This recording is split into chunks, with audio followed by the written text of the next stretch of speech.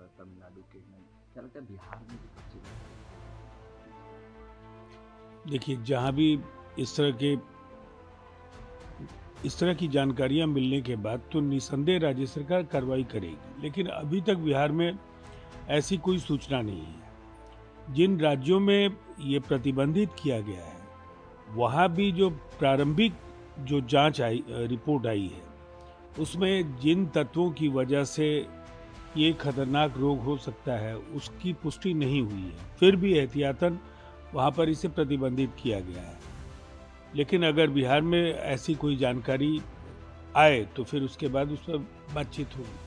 प्रधानमंत्री मोदी ने कहा है कि बिहार के युवाओं को शिक्षा से वंचित कार्य और अब कुछ राहुल गांधी जननायक की भी उपाधि को देखिए, अब तो ये बात सही है कि तेजस्वी यादव को तो अब बोलना होगा कि उनके जननायक राहुल गांधी है या वो कर्पूरी ठाकुर जी को जननायक मानते हैं। अब इसमें इधर और उधर का नहीं होगा। ये जनभावनाओं से जुड़ा सवाल है। करोड़ों लोग बिहार के उपेक्षित तबकों की आवाज कर्पूरी जी को मानते रहे हैं। अब परिवारवादी राजनीतिक व्यवस्था में जन्मे व्यक्ति को इस तरह की उपाधि से विभूषित किया जाना, ये चाटुकारिता की पराकाष्ठा है। जहां तक शिक्षा का सवाल है तो इस बात को कौन नकार सकता है। हमारी खुली चुनौती है। अगर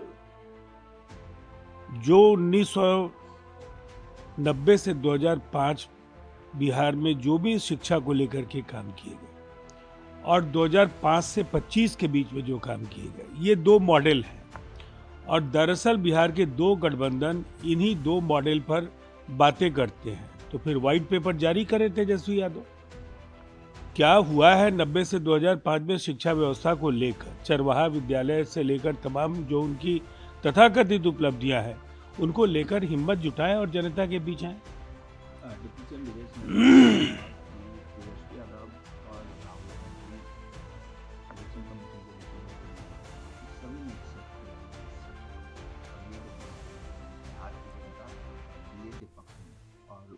नाम को लेकर रिपोर्ट किया गया पप्पू एंड पप्पू। देखिए, हार महागठबंधन की पक्की है। बहाने ढूंढना है, चुनाव आयोग पर ठिकरे फोड़ रहे हैं। और ये दरअसल ये पूरी तरह से स्क्रिप्ट बहुत पहले इनकी तैयार हो जाती है। जिन राज्यों में इनकी हार होने वाली होती है, ये सुनियोजित तरीके से ईवीएम पर, एसआईआर पर, स्पेशल समरी रिवीजन पर, जो भी निर्वाचन तंत्र से जुड़े जो फैसले हैं, उन फैसलों पर ये सवाल खड़े करते करते और अंतिम में ये कहेंगे कि हम तो पहले ही बोल रहे थे। इनकी हार बहुत बड़ी होने जा रही है और शायद इसीलिए ये बार बार निर्वाचन आयोग पर ये सवाल खड़े कर रहे हैं। उन्होंने ये भी कहा है कि ये दोनों एक संवैधानिक पद पर हैं, लेकिन ये अपनी रिस्पॉन्सिबिलिटी से नहीं। देखिए, ये तो सच है। बिहार ने कई ऐसे घटनाओं को देखा है जब बिहार बहुत मुश्किलों से गुजर रहा होता है। प्राकृतिक आपदाओं के समय तेजस्वी जी दुबई चले जाए। जिस एसआईआर को लेकर राहुल गांधी इतने हमलावर थे, फाइनल ड्राफ्ट आने के दिन वो कोलंबिया में देखे जा रहे। तो ये गैर जिम्मेदाराना रवैया, चाहे वो बिहार में नेता प्रतिपक्ष या देश में नेता प्रतिपक्ष के तौर पर राहुल जी और तेजस्वी जी से जो अपेक्षाएं हैं जनता की, उस कसौटी पर ये खड़े नहीं उतरते। बीजेपी के प्रदेश अध्यक्ष दिलीप जायसवाल ने कहा है कि एनडीए में कोई बड़ा और छोटा भाई नहीं होगा, सब एक समान होगा। देखिए, इस बात को तो हम बराबर कहते रहे हैं कि हम सब मिलकर लड़ रहे हैं और हम गर्व के साथ कहते हैं कि एक अभिभावक के तौर पर एनडीए का नेतृत्व बिहार के मुख्यमंत्री नीतीश कुमार जी ने सदैव किया है। उनकी भूमिका बराबर महत्वपूर्ण रही है और आदर भाव उन्हें गठबंधन के सभी साथियों का मिलता रहा है।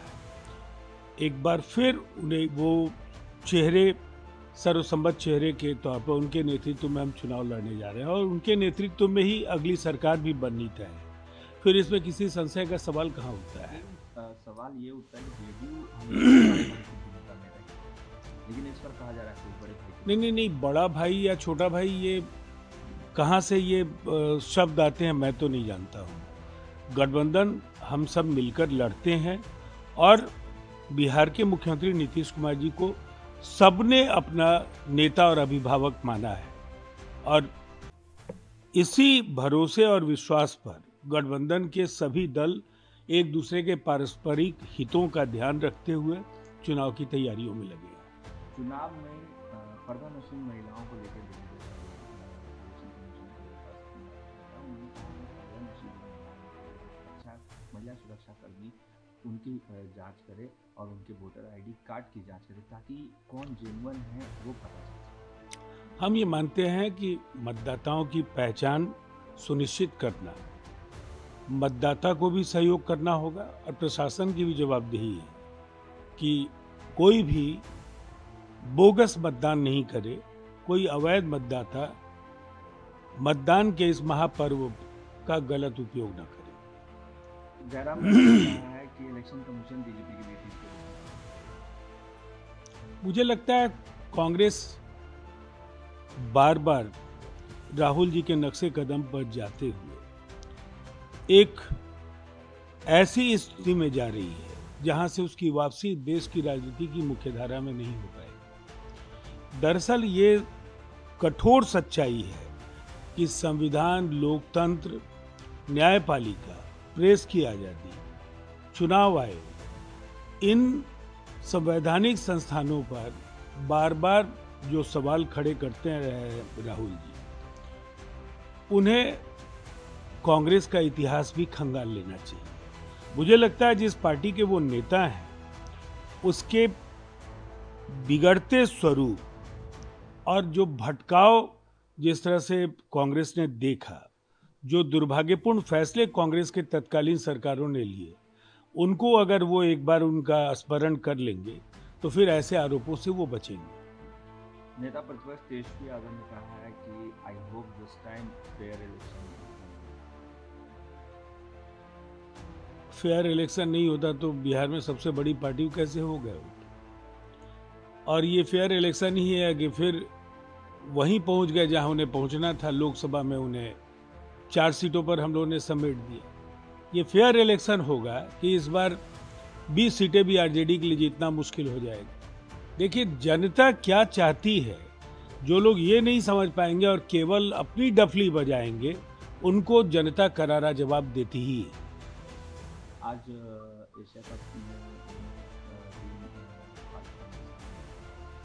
हैंडशेक क्लासेस को लेकर भारतीय टीम के साथ 150 करोड़ लोगों की भावनाएं जुड़ी हैं। पहलगाम का वो खौफनाक मंजर है। युद्ध के मैदान में पाकिस्तान को हमने रौंदा है। खेल के मैदान में भी अभी पुरुषों के एशिया कप में 3 बार हम लोगों ने पाकिस्तान को हराया है। महिलाएं भी एक सुनहरा इतिहास रचने जा रही हैं।